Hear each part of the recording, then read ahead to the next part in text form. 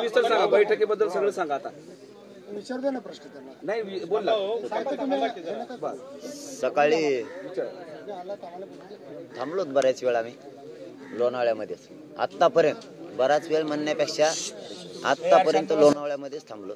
कारण आम्हाला मार्ग काढायचा, आम्हाला आंदोलन करायचंय हेही खरं आहे, समाजाला न्याय द्यायचा हे पण खरं आहे, परंतु मार्ग काढायचा आहे, तोडगा काढायचा आहे, सरकारला सुद्धा आम्हाला सहकार्य करायचं आहे मराठा समाजाला. म्हणूनच आम्ही आत्तापर्यंत थांबलोत लोणावळ्यातच की कुठेही मार्ग निघू. आझाद मैदानला जरी सुरू झालं आमरण उपोषण, त्यावेळेस सुरू झाल्यावर आम्हाला आरक्षणच मिळणार आहे मराठा समाजाला, मग गावाकडे जावं लागेल ना. तर मग इथं जर तो प्रश्न मिटत असला तर तिथं जाऊन तरी काय करायचंय? तिथं जायला हौस आहे का काही आम्हाला? तर नाही. माझा समाज आरक्षणासाठी तिथं चाललाय. आम्ही तोडगा निघावा म्हणून इथं आत्तापर्यंत थांबलो, पण तोडगा नाही आहे त्याच्यात. जे आम्ही त्यांना परवा सांगितलं तेच आहे, त्याच्या अगोदर 8 दिवसापूर्वी सांगितलं तोच विषय आहे, 1.5 महिन्यापूर्वी सांगितला तोच विषय आहे, त्याच दुरुस्त्यात त्यांचं तेच सुरू आहे आणखीन सुद्धा. परंतु त्यातलं एक सकारात्मक असू शकतं असं मला वाटतं की त्यांचं एक मोठं शिष्टमंडळ आणखीन थोड्या वेळाने येणार आहे, त्यानंतर त्यांचं असं म्हणणं आहे की त्याच्यात परिपत्रक, शासन निर्णय, आदेश असणार आहेत असं त्यांचं म्हणणं आहे. म्हणलं ठीक आहे, मग तेच येऊ द्या, तोवर आम्ही चालतो मुंबईकडेच.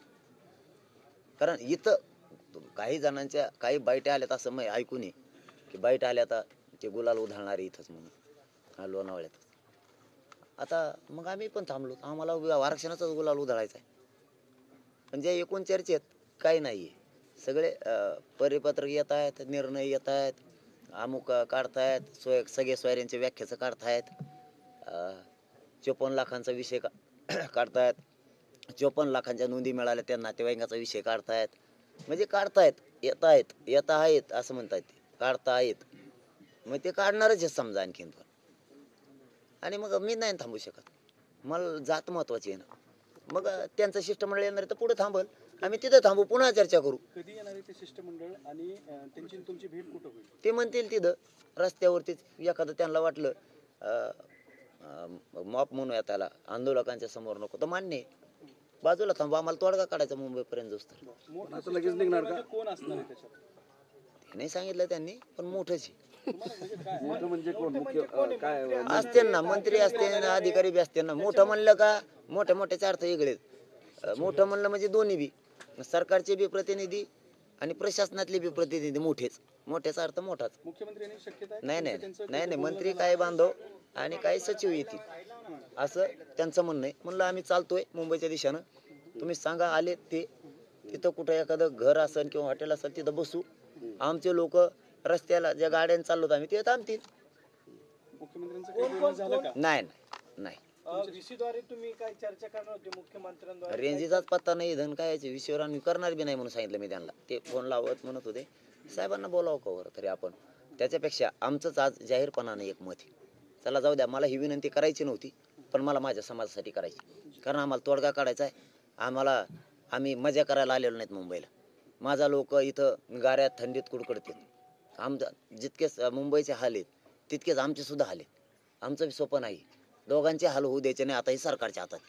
तर आमची अशी विनंती, मुख्यमंत्री साहेबांना, देवेंद्र फडणवीस साहेबांना आणि अजितदादा पवार साहेबांनी स्वतः प्रत्यक्ष यांनी चर्चा लिहून हे तोडगा काढावा, ही माझी समाजाच्या वतीनं तिघांना सुद्धा विनंती.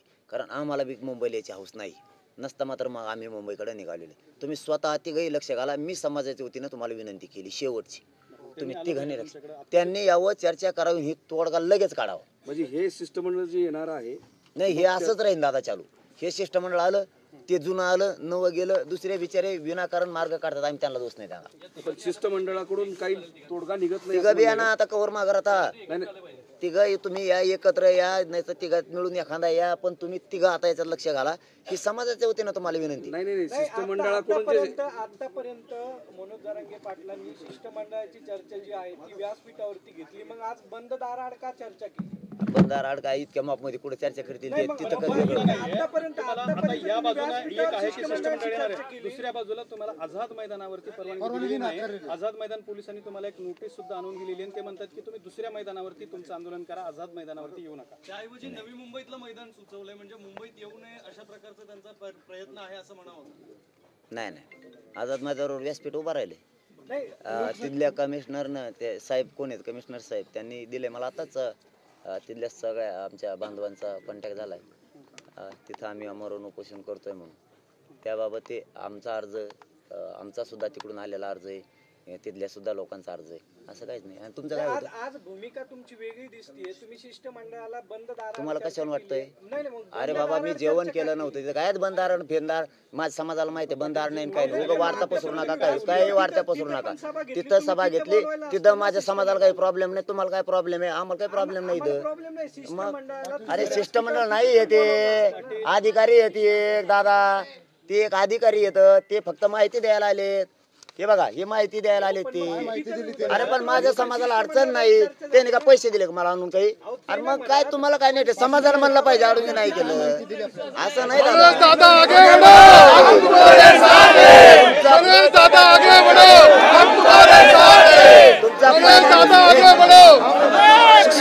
थांबा तुम्ही थांबा रे.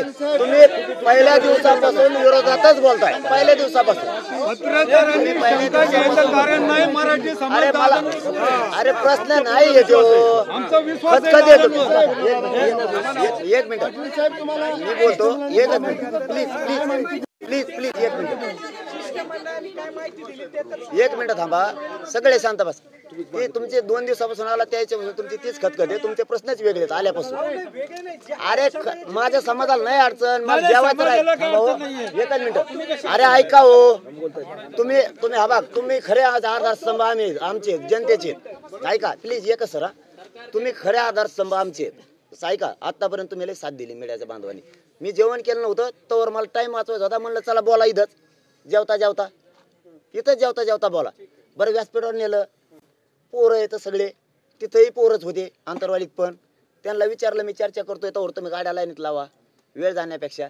आणि ते बी भेटेत ते मध्ये लोकात मग आम्ही नाही येत त्यांचे प्रॉब्लेम आहेत. मग मला जातीचा मार्ग काढायचा आहे मी तरी वागू तरी कसं ते म्हणजे त्या पोरात नाही चर्चा काहीच नाही. ते म्हणले आता शिष्टमंडळ कोणते पत्रक घेऊन येणार आहे म्हणलं येऊन द्या. मग मी चाललो मुंबईकडे. काहीच नाही तेच मी बोललेलो होतो ते काहीच नाही चालता माझ्या ध्यानात राहा म्हणून घेतलं.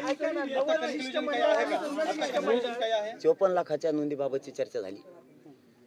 त्यांच्या नातेवाईकांना प्लस चर्चा झाली. सगळ्या सोयऱ्यांच्या अध्यादेशाबद्दलची चर्चा झाली. आम्हाला तिन्ही अत्यंत गरजेचे आहेत. पोपटीच्या खटल्याबद्दल झाली पण ते तो समजा बाकीचा जनरल विषय ते लगेच करायला तयार आहेत. आमच्या गुन्ह्याबद्दल राज्यातल्या झाली. ते म्हणले ते आदेश काढतायत आणि घेऊन यायले. म्हणलं मग काय चर्चा करून उपयोग आहे. मग जेवायचं झालं म्हणलं मी जातो आम्ही मुंबईकडे निघतोय. फक्त बंधारा आड मला डाग नका लावू. मी तुम्हाला विनंती करून सांगतो मी बंधारा आडचा नाहीये. ते भ्यायला लागलेत लोकात यायला. मग आता मार्ग काढायचा तर काय करावं. नोंदी सापडल्या लोकांना किती प्रमाणपत्र दिलेत त्याचा काही आकडा सांगितलेला काय? आणि नाही तोंडी सांगितलंय पण अधिकृत माझ्याकडे आल्यामुळं मीच नाही सांगत. अधिकृत नाही मी त्यांना डाटा मागितला होता त्यांनी डाटा न आणल्यामुळं मी नाही सांगू. त्यांनी काय कोंडी किती सांगितलंय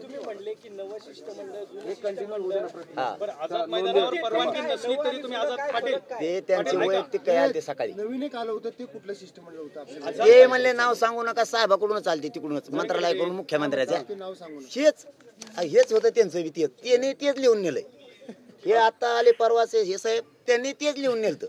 आता घेऊन येणार आहेत तेच घेऊन येणार आहेत. मला फक्त वारंवार तेच होत आहे म्हणून की मला हे सांगा की कंटाळा येतो या सगळ्या गोष्टीचा की तुम्ही वारंवार म्हणतात की आम्हाला आरक्षण पाहिजे.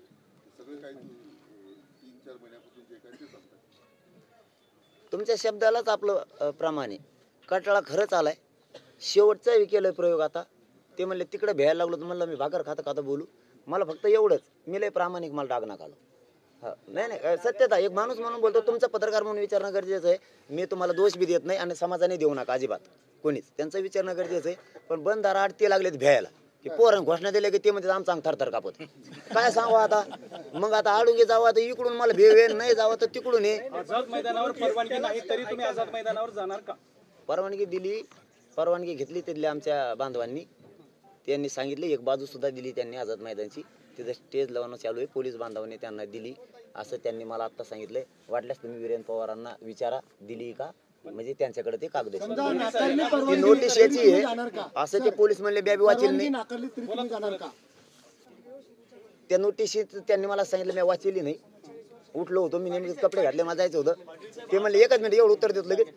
त्यांनी मी वाचले नाही. ते म्हणले काहीच नाही, जे कोर्टात आहे त्याच्या बाबतची नोटीस आहे. म्हणलं आमचे वकील बांधव जाणार आहेत. या नोटिशीमध्ये ते सगळं दिलेलं आहे, कोर्टाने काय निर्देश दिलेले आहेत आणि सोबतच आझाद मैदानावर आंदोलन केल्यास किंवा त्याच्यात ऑब्लिक शिवाजी पार्कवर आंदोलन केल्यास काय अडचणी येऊ शकतात आणि सध्याची जी जमाबंदी आदेश मुंबईमध्ये लागू केला आहे उद्या 26 जानेवारीच्या निमित्तानं ज्या काही सूचना आहेत त्यानुसार तुम्हाला तिथे येणार नाही असं या नोटिशीमध्ये आहे.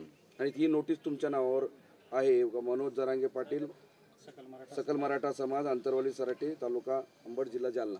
नाही मी वाचली बी नाही ती. तरी मी त्यांना म्हणलो होतो माझ्या नावावर नोटीस कसं काय. ते म्हणले आता तुम्ही प्रमुख असल्यामुळे आहे बरं का. आणि ते म्हणले तसे 9 नाव आहेत. म्हणलं मग त्या 9 नावावाल्याच्या सह्या घ्या ना, मग आपल्या काय आता. ते म्हणले नाही हे काहीच नाही कोर्टाची. आता या नोटीस नंतर तुम्ही अरे मी आझाद मैदानाला चाललो. चलो आझाद मैदानाला आंबरवलं.